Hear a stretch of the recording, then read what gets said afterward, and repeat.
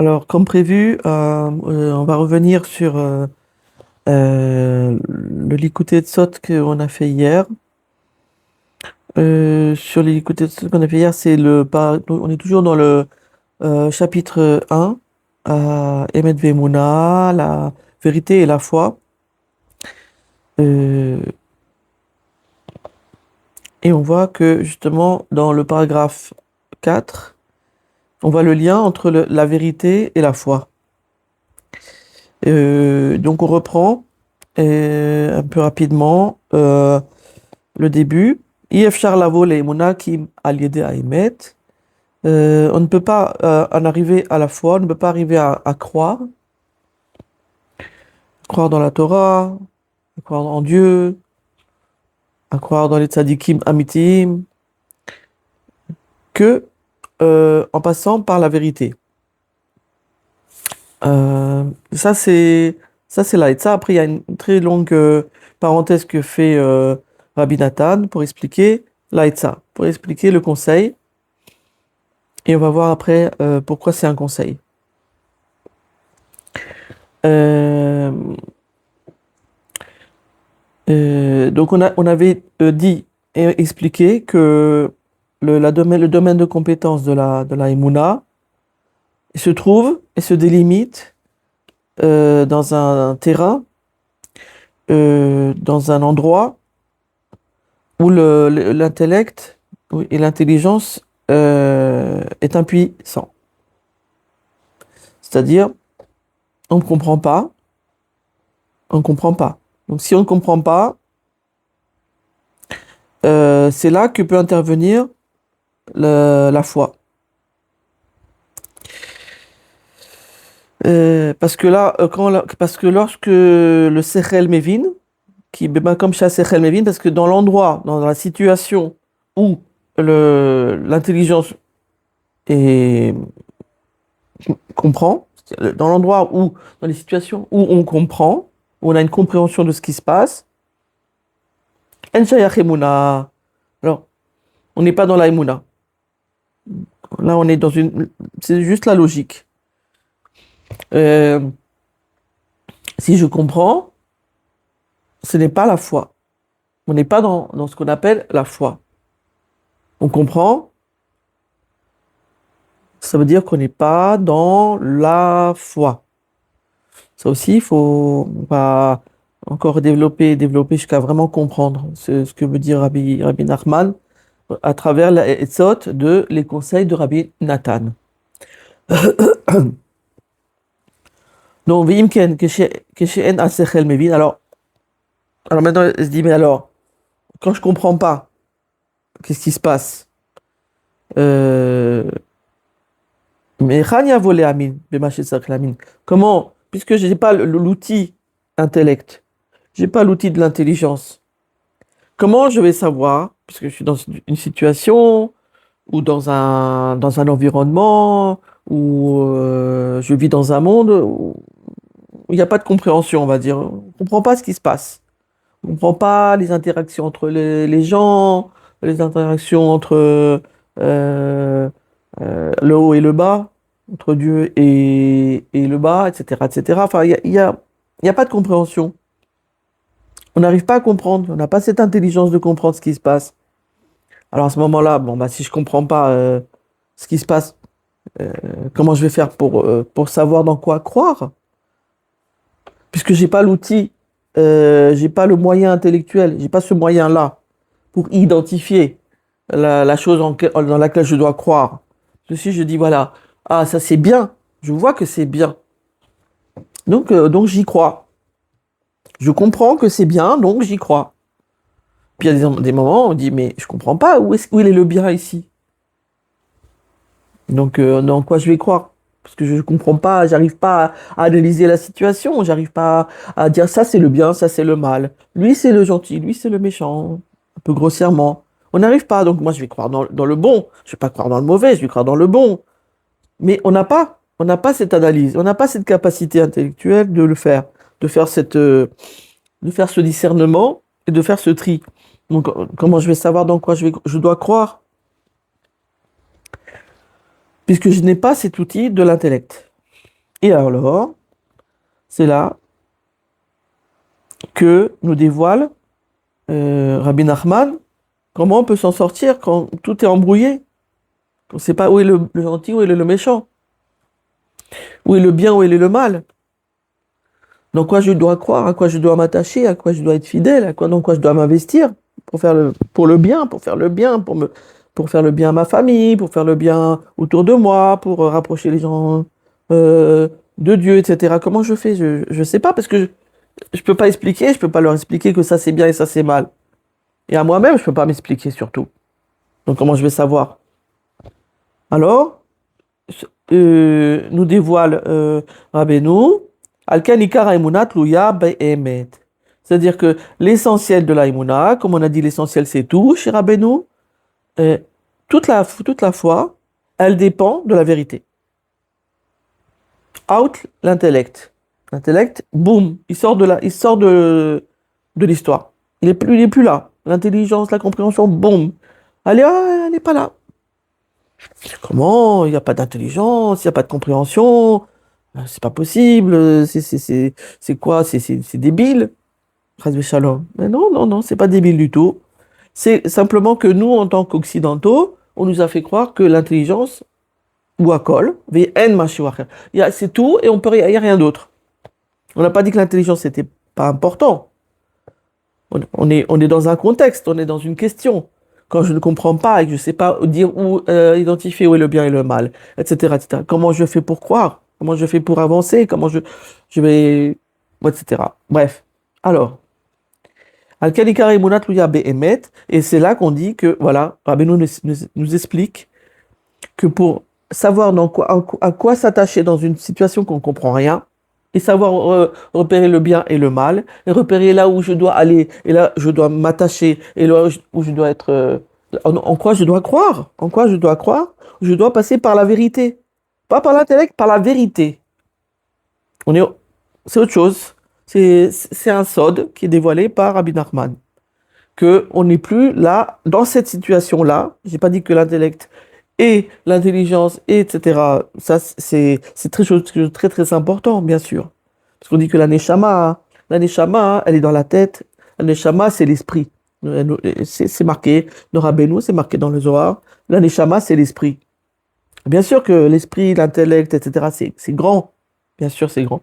Mais dans ce cas-là, et que dans ce cas-là, et dans tous les cas où on sait plus faire le tri entre le bien et le mal, et il y en a beaucoup, il y a beaucoup de choses dans notre vie et dans la vie du monde. C'est-à-dire, on voit des choses qui se passent dans le monde, où est le bien, où est le mal, etc. On passe pas par là. On passe par la vérité. Alors, qu'est-ce que c'est la vérité? Maintenant, de quoi on parle? On passe par la vérité. On comprend pas vraiment ce que ça veut dire. On passe par la vérité. Tachles, de manière très concrète, qu'est-ce qu'il va dire? Il va nous dévoiler vraiment le conseil. Rabbeinu, chez Imirtse à Adam, l'Istakel, à la Emet la Mito, que si la personne, elle veut regarder la vraie vérité, ça veut dire quoi? Ça veut dire, elle cherche sans aucun compromis, elle veut la vérité et comprendre où est le bien, où est le mal et à quoi s'attacher dans ce monde et dans les situations qu'elle vit. C'est quoi sa référence?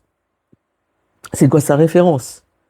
Elle veut le savoir, elle veut savoir. C'est tout embrouillé. Lui, il a l'air bien, mais en vérité, il n'est pas bien. L'autre, tout a l'air compliqué. Tout a l'air très compliqué. Ah, mais moi, j'ai envie de savoir où je dois m'attacher, à quoi je dois être fidèle, dans quoi je dois m'investir. Et alors là, le dévoilement, c'est la vérité. La vérité, c'est vouloir la vérité. Chez Mirtse à Adam Leistakel. C'est ça. C'est vouloir la vérité à tout prix. Chercher la vérité à tout prix. La poursuivre, l'aimer, l'adorer, la poursuivre, la vouloir, etc., etc. Vraiment, vraiment, vraiment, la vérité de tout son cœur. Blipchara, sans aucun compromis. On dit comme ça veut dire quoi? Alors, peut faire une parenthèse sur la Hitbod des doutes, c'est-à-dire sur le fait de parler avec Dieu tous les jours, à un moment donné de la journée, s'arrêter, s'isoler dans une chambre, etc. Un endroit où on peut s'isoler et parler avec Dieu et lui demander On verra tout le processus de l'Aïd Bodédout quand on arrivera à l'Aïd Bodédout, au chapitre sur l'Aïd Bodédout. Mais là, on peut dire déjà, il y a un endroit dans l'Aïd Bodédout où on demande des choses. Et là, on demande et on supplie par des supplications. On supplie Hachem, s'il te plaît, Hachem, aide-moi à savoir où est la vérité. C'est trop compliqué tout ça, je sais pas. Je sais plus. Je suis perdu. Aide-moi à savoir où est la vérité. Et encore, et tous les jours. Et on sait aussi, euh, on nous a bien appris, Baruch Hashem, on a des grands tzadikim qui nous apprennent, et notre Rav en particulier, nous apprend que le fait de le faire tous les jours, même si on est fatigué, et même si on n'a pas trop envie, des petites paroles comme ça, dit, quand même, j'aimerais bien savoir où est la vérité. Tous les jours, à un moment donné, les choses, elles s'ouvrent. Et Hachem dévoile la vérité, et c'est comme ça qu'on sait dans quoi à quoi on doit s'attacher. La vérité amène à la foi, c'est-à-dire la vérité amène à la vraie foi, c'est-à-dire la vérité amène à savoir et à identifier en quoi on doit croire. La recherche de la vérité, sans compromis, sans dire voilà, oui, mais moi ça m'arrange pas trop cette vérité, parce que je dois ne plus manger cette chose-là, je ne dois plus faire cette chose-là, etc. Non, on cherche pas d'arrangement, on cherche vraiment la vérité. Et alors, à ce moment-là, Hachem nous la dévoile selon ce qu'on est capable de recevoir, bien sûr. Ça, c'est la bonté d'Hachem qui s'adapte à notre capacité de recevoir. Euh, donc la volonté de la vérité, la volonté de savoir la vérité, la volonté de recevoir la vérité, c'est ça qui permet de savoir et d'identifier en quoi on doit croire. Il y avait une mélave chez Srim Lazim. Alors, à ce moment-là, la personne reçoit qu'elle doit croire dans la Torah, qu'elle doit croire en Dieu, qu'elle doit croire dans les tzadikim amitim, et dans la Torah Shibirtav, et dans la Torah écrite, dans la Torah orale, dans les Chachamim et dans les tzadikim. Elle reçoit, elle reçoit. Et grâce à ça, hein, elle sait parce que quand on dit on va croire dans le tzadik, ou par exemple dans Rabbi Nachman, on va croire dans ses conseils. Et grâce à ces conseils, on va recevoir une clarté d'esprit et on va savoir repérer le bien dans une situation, ce qui va nous sortir de la mauvaise situation. Parce qu'on a vu le bien, parce qu'on a vu Dieu dans la situation, on a vu sa volonté. Et c'est-à-dire que si on s'arrête là, si on s'arrête à l'intelligence, on avait dit hier que l'intelligence, elle est liée à tout, au ta'avot, c'est-à-dire aux mauvaises passions, c'est-à-dire que dans le sens qu'il y a une fonction XY entre les deux, dans le sens que si plus il y a de ta'avot, et moins il y a d'intelligence. C'est-à-dire, plus il y a, par exemple, la personne, elle mange comme un goinfre, ça arrive, elle réduit son intelligence. C'est-à-dire quoi, elle réduit son intelligence? Elle réduit sa capacité à voir la vérité et à faire le tri entre le bien et le mal.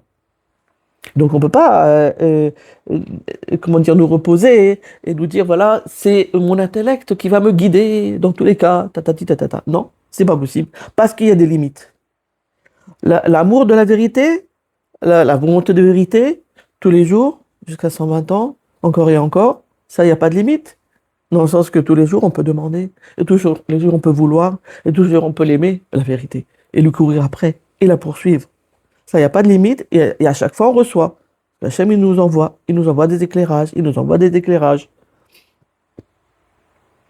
Qui a l'aider, istaklut ala emet ben emet, yavin merachok shamet ukar. Donc, il va comprendre que grâce à son amour de la vérité, sa poursuite de la vérité, que il faut croire dans Hachem, dans la Torah, qu'il faut croire dans les tzadikim amitim, il faut croire dans leurs conseils, dans leurs enseignements, dans leur halachot.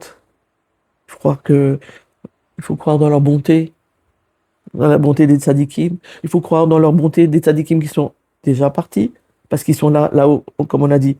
Et ils n'attendent que nous, comment dire, pour nous aider. C'est-à-dire qu'ils nous attendent nos prières à nous. On leur demande, s'il te plaît, par exemple, Rabbi Shimon, aide-moi et interviens en ma faveur pour la parnassa, pour les enfants, pour l'éducation, pour etc.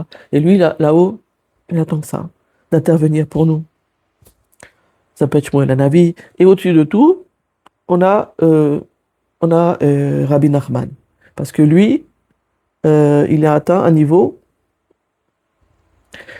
qu'on ne comprend pas. Ça